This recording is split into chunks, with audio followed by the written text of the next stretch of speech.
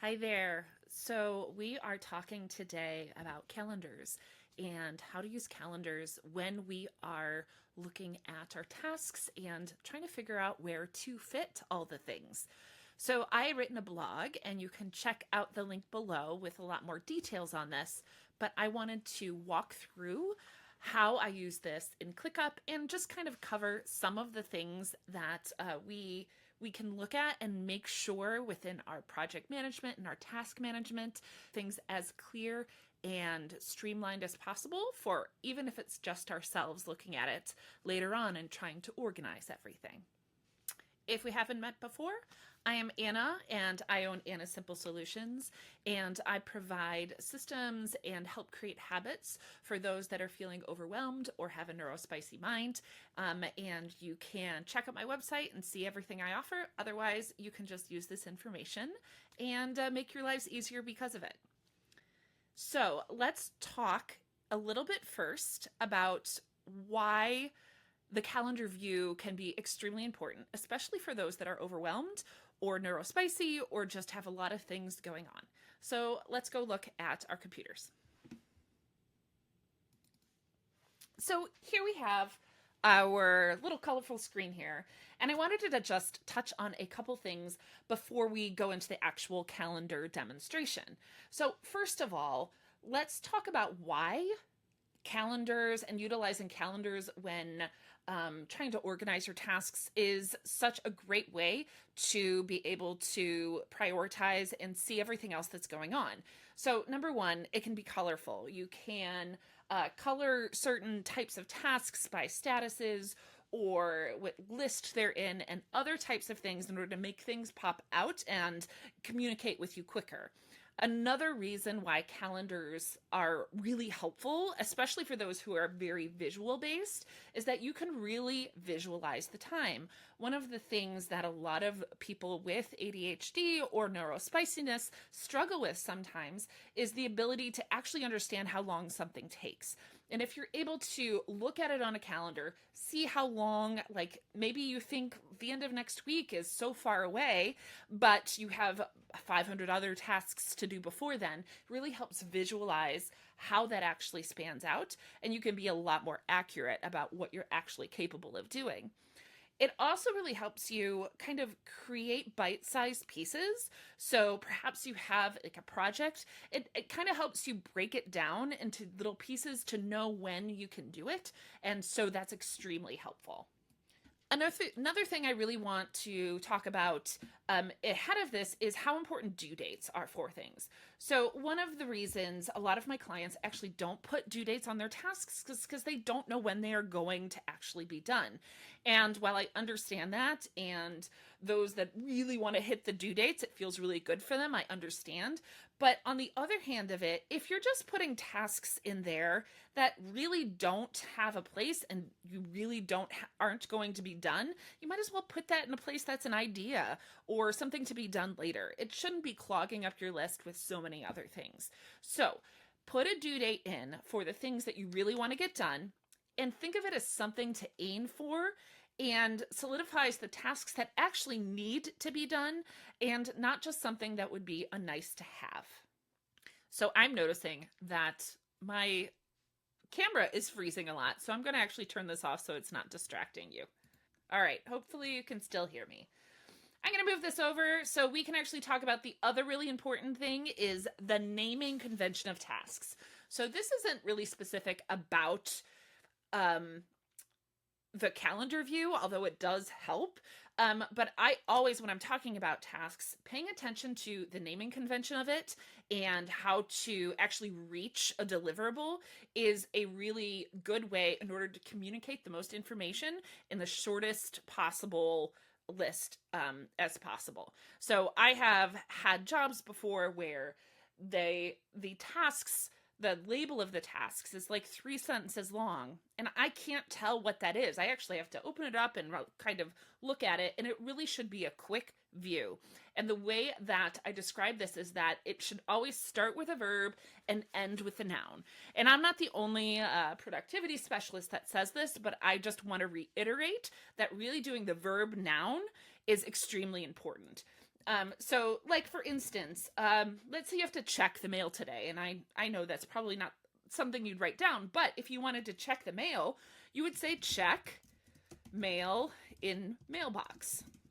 So you don't need to add the mailbox part, but it's following that verb noun format. If I did something else like, if I said something like operations project, that doesn't mean anything. So maybe organize operations project. It's still a little bit less detailed than I would like it, but at least it has that verb noun format, which basically tells you this is what you're doing and this is what you're doing it for. All right. Now that we've gone through that, let's go and check out how this calendar view can actually really be helpful.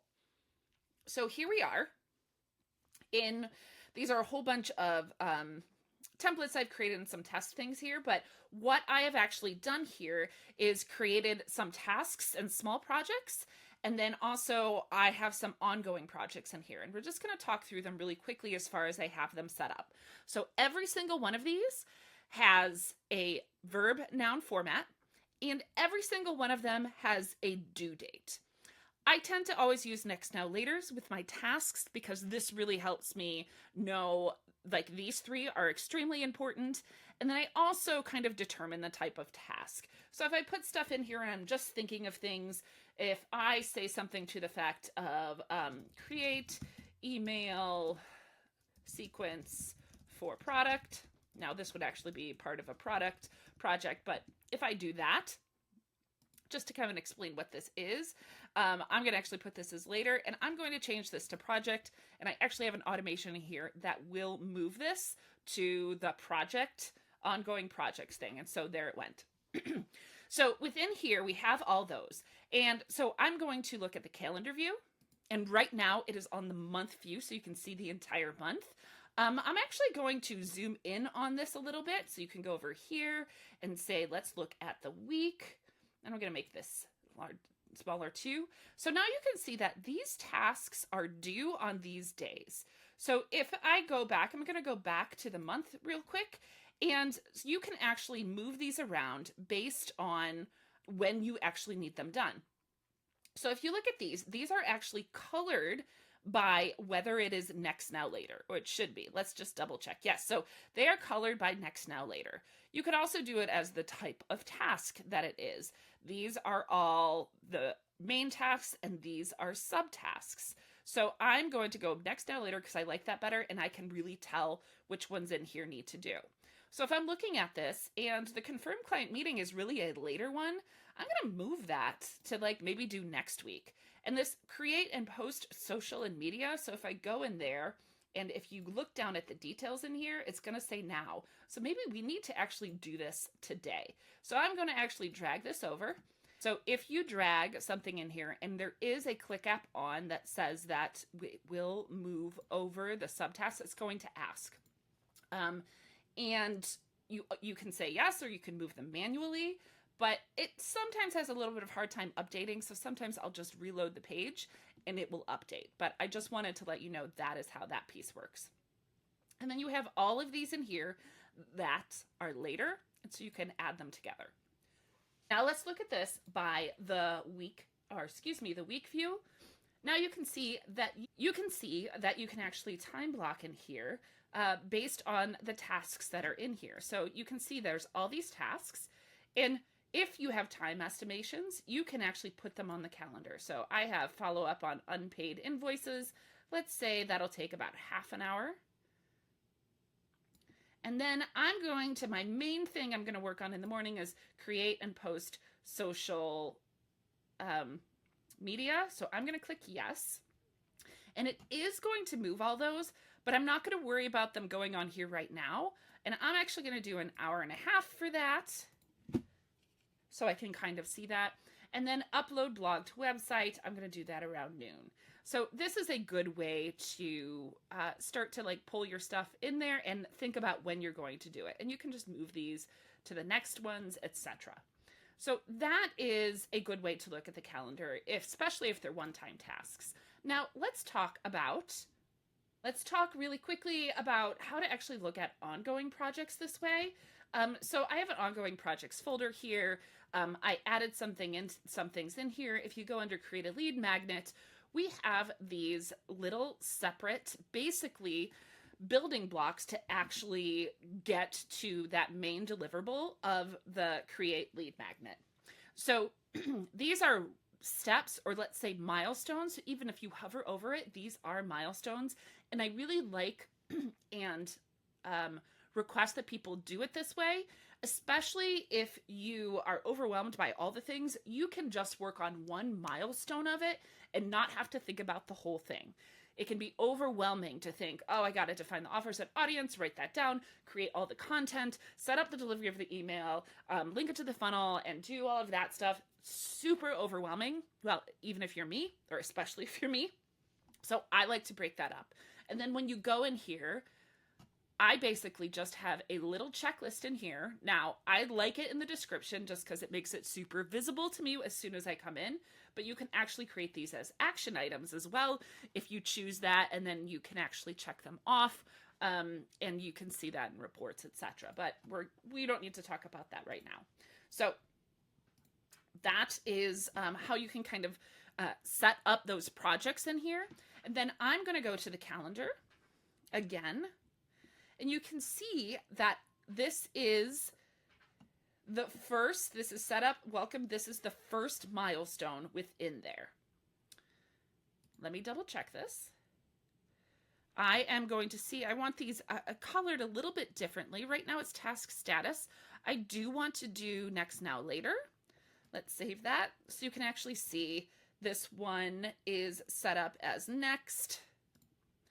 This one is set up as later. Or no, this one is now. So these are in the wrong order. So we need to actually move these around. And then this is the one. There's the subtask. This is the actual one that has the subtasks within here. So that's something to remember, is that the subtasks are going to be attached to that task. And when you look at the calendar, it can sometimes be confusing. The subtasks are these ones with the little things in there, and you are able to click on that and see which one it's from with that right there. So another way to view this, which I think is a little bit clearer when we're talking about multiple projects, is the Gantt chart. And this is something that is used by a lot of project managers. I don't recommend using it extremely heavily, but it can give you an idea of how things are set up.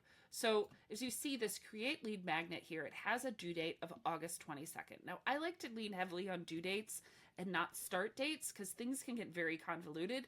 And if you know me, you know I am trying to make things as simple as possible. As you can see here, all of these subtasks are spread out leading up to that create lead magnet. And you can move these around. So when I added them, you can actually just like add a date like that.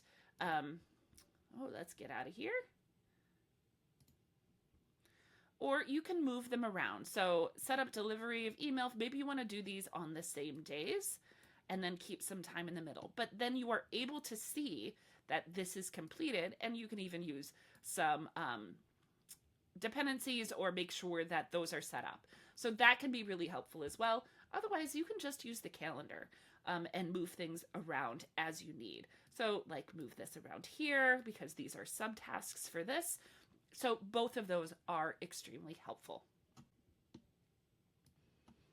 So just to wrap this up, we talked about how to really name our tasks in there, why it's really important, or actually just really helpful to be able to look at the calendar view and visualize actually the time of things. We touched on the Gantt view as well, and we talked about how to organize like a project that has different milestones and steps, as well as how to actually name the tasks so you can understand what they are quickly. All of these are great things, and I talk about it in the blog below. If you want me to make a copy of this template, just put it in the notes below. I would love to do that. If you want to check out some of my other templates, you can go see that at AnnaSimpleSolutions/shop. And please go visit the blog, and I'd love to see you here in the future. Thank you so much, and please remember to like and subscribe.